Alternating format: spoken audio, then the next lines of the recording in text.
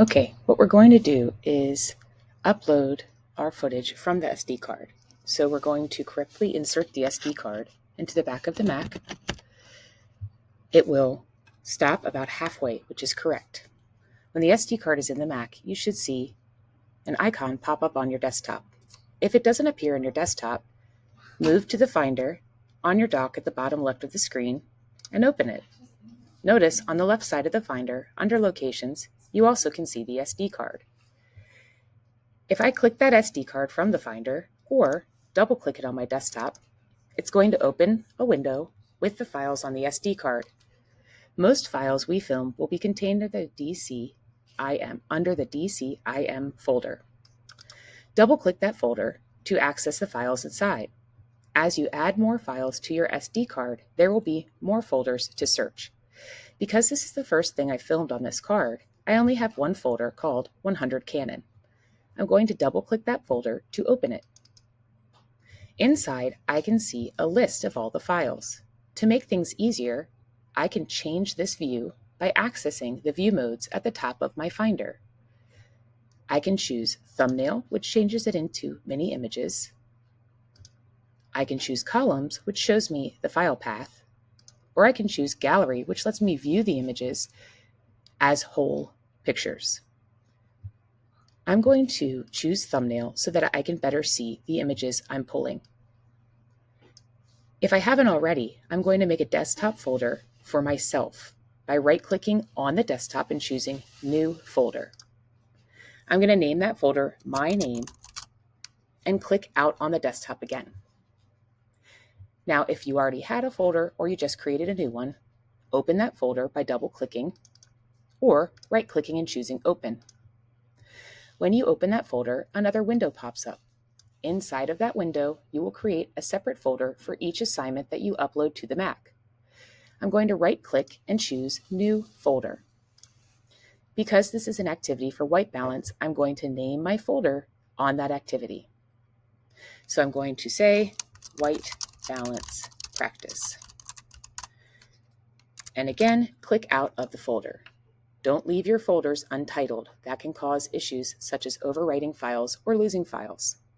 Now, I'm going to double-click that folder or right-click and choose Open to open it. At the top of my Finder, I can see that it says White Balance Practice. I know that I'm inside that folder because it's at the top of my Finder. I'm going to return to the folder that says 100 Canon open in the separate window of my Finder. I'm going to find the files that I need to pull for this assignment. If all the files are contained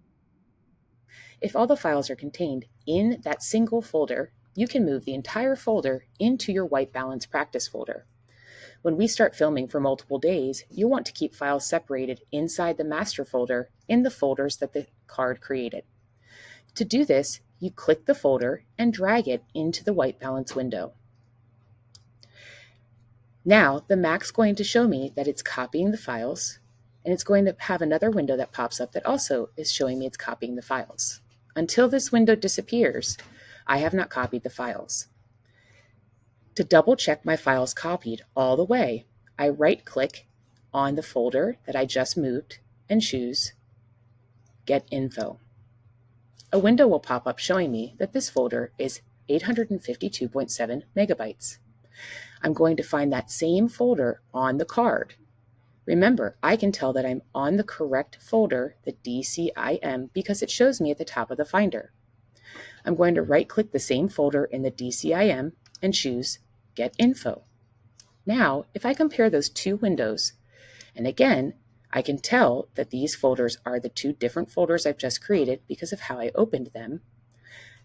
I can look at where and see it says DCIM for the left side, and it shows me that it's on my Knable folder on the right side.